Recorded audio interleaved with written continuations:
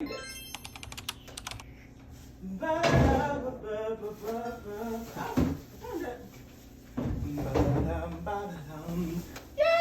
Oh, hey y'all, welcome to another day of Vlogmas. And today I'm gonna bring y'all along on the journey of making dinner for tonight. So we are gonna make this lovely pork tenderloin. You can't really see it, it's kind of wrapped up. So we are gonna make this honey garlic teriyaki pork tenderloin, and we have some world's best mac and cheese from Beecher's that we are gonna try tonight. And I'll probably also just take a bag of Brussels sprouts. We have some seasoned Brussels sprouts in the freezer. So we're gonna make pork tenderloin, mac and cheese, and seasoned Brussels sprouts. So I'm gonna take y'all on this journey. So let's go. So according to the directions, we had to preheat the oven to 375, which you can see it is already preheated. And you just place this whole pan on the baking sheet. So I have a baking sheet already ready to go. So now I just need to cut a 2-inch slit in the film. So let's do that before we put this in the oven.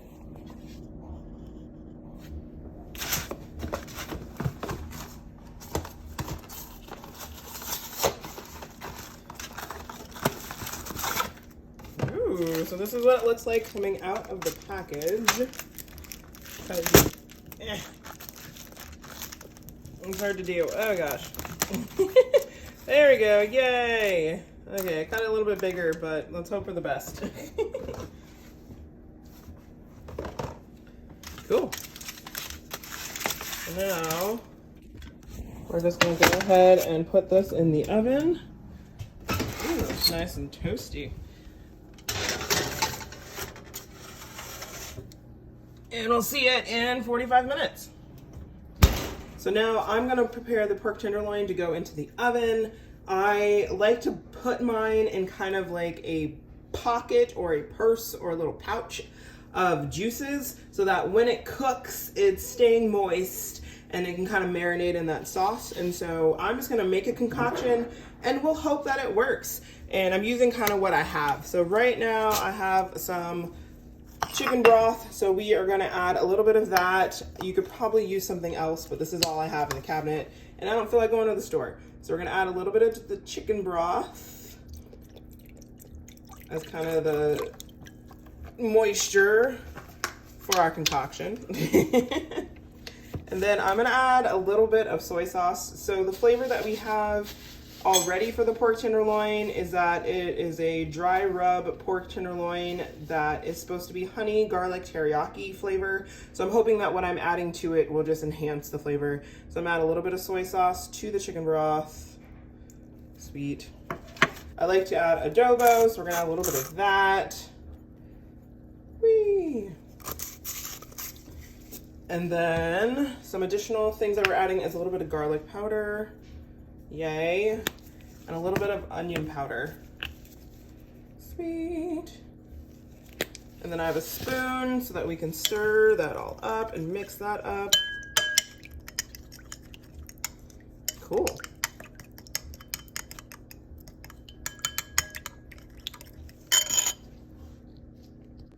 And you might have noticed I am wearing gloves. I do not like to touch meat. That is probably one of my sensory things. And I just don't like to touch raw meat. So I'm wearing gloves while I'm putting this all together. And so now that we have this kind of sauce ready, we are going to get the pork tenderloin ready. We just picked this up at Harris Teeter, at our local Harris Teeter. And again, this is what it looks like. This bag is fighting me. I'm gonna put the bag inside the bag. But this is what it looks like. So it's a honey garlic teriyaki dry rub pork tenderloin. Sweet. So, and then per the cooking instructions, we're using the oven cooking instructions. And with that, hopefully y'all can see it, but it basically just says remove the package, preheat to 375, and then roast it for about 30 to 35 minutes. So that's what we're planning to do. And we'll just kind of check it and see how it's roasting. But I, again, say I like to cook my pork tenderloin in a little pouch. So I have my Reynolds wrap here, and I'm going to open an extra one. And we're literally going to make like a little pouch for our pork tenderloin that then I'm going to drizzle the sauce on top of it so it all kind of stays in that pouch. So now we have our meat out, and what I'm going to do is I have a fork, and then I'm just going to stab the meat. If you don't like this, please feel free to scroll ahead and look away. So I'm going to puncture the meat just to put some holes in it so that the juice can get into the center of it as well while it is cooking. Cool. This is where I'm gonna take the sauce that we've created just to kind of add a little bit more flavor and a little bit more moisture and pour it over the pork tenderloin. I am not a chef. I do not know what I'm doing. So if you know how to cook and you're watching this and cringing, I apologize, but thank you for being here. And if y'all have any tips, leave them down below in the comment section, because I am trying to learn how to grow my cooking skills for sure. So just going to pour this over the entirety of it. Whee! Okay, cool. And as I said before, I like to create a little pouch for it to cook in. So now we're gonna take our aluminum foil and make it kind of pouch-like. Scoot y'all back so you see a little bit more. I'll fold the sides.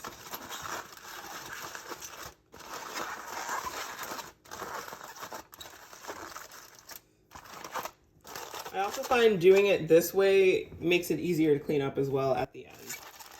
So. Cool. So now it's ready to go into the oven, so let's go and put it in the oven.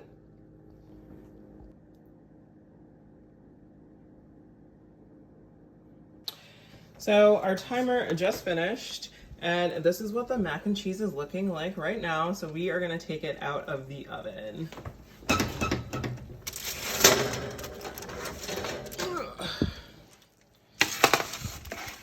Ooh, it doesn't look half bad. And you can kind of hear it sizzling. Okay, so the instructions say to stir it and then return it to the oven for an additional 10 minutes. So we're gonna go ahead and stir it, but in the meantime, I am going to go ahead and put the pork tenderloin into the oven so that that can start baking since I have it here. And you just saw that I put it in this lovely little pouch. So we are now going to put this into the oven because conveniently they are both baking at 375. So they're baking at the same temperature. So now I'm gonna stir this and then I'm gonna put it back into the oven for an additional 10 minutes.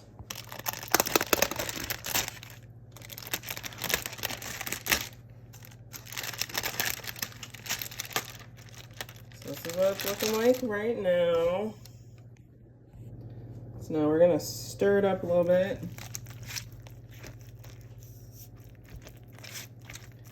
Put it in for an additional 10 minutes. And this Beecher is world famous mac and cheese. We just picked it up at Costco when we went on our Costco run this past weekend. So you may be able to find it at your local Costco as well. Okay, now that I have stirred the mac and cheese, we're gonna return it to the oven for an additional 10 minutes or so.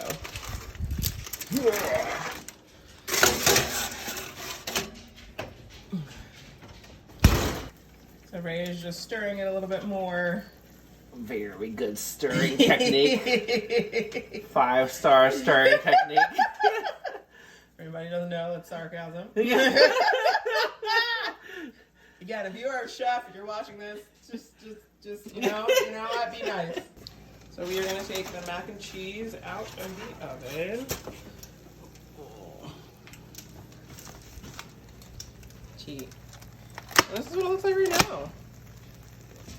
Doesn't look too bad. We're probably gonna zhuzh it up and add some extra seasonings to it, so stay tuned. Okay, we're gonna try it without zhuzhing to see if we need to zhuzh it. Is it really hot? Oh no, are you okay? Oh gosh. That is a fit, yep. I was like, wait a minute. Wait a minute.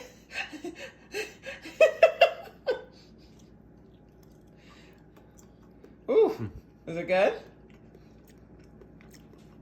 Not bad.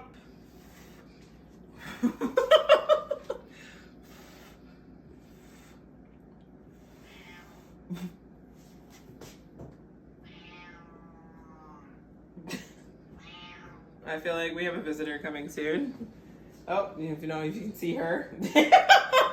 Another one of our sous chefs during this process. Oh. Coming in from behind. Okay. No, not bad. That's not bad. A little bit more pepper. We might zhuzh it up a little bit. Okay. Ah, I give that credit. I did not have high hopes for this. Sorry, I didn't, Beechers. I didn't. But you? Okay, Beechers. Okay. I can get behind this. Especially for like a quick option. Cool.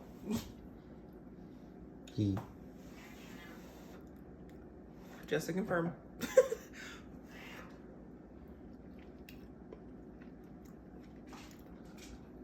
Okay.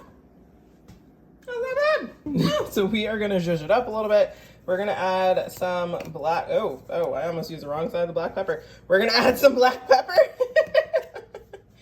into it. And I like to say, and I know some others like to say, I'm going to stop until my ancestors tell me to stop. Cool. And we're going to stir that up. Then also going to add some more adobo. I love adobo for everything. Apologize. So we're going to add some of this Thai-style chili pepper for just some extra kick. Yes! Woo! Rah! Okay.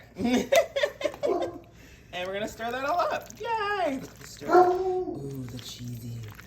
Ooh, the gooey. Ooh. Yes. Hear that sound. Sweet trout. Yay, mac and cheese! So we just have these bird's eye seasoned Brussels sprouts that we are going to add to our meal.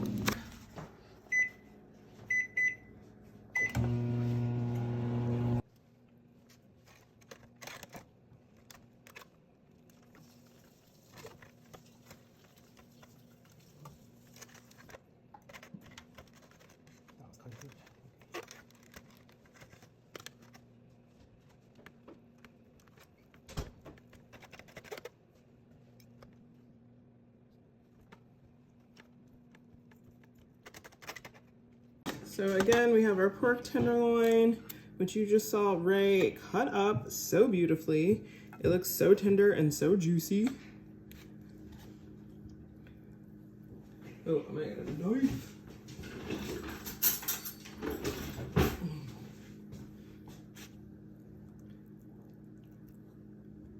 I'm using my former catering event planning skills for this plate, but it's probably not going to be as clean as it could be, but that's okay. We're just eating it at home. I'm going to leave the extra meat. So we will each get some mac and cheese. I don't know, this one's not going to scoop as well. Oh, yeah. So then we have the Beecher's mac and cheese that we kind of zhuzhed up a little bit.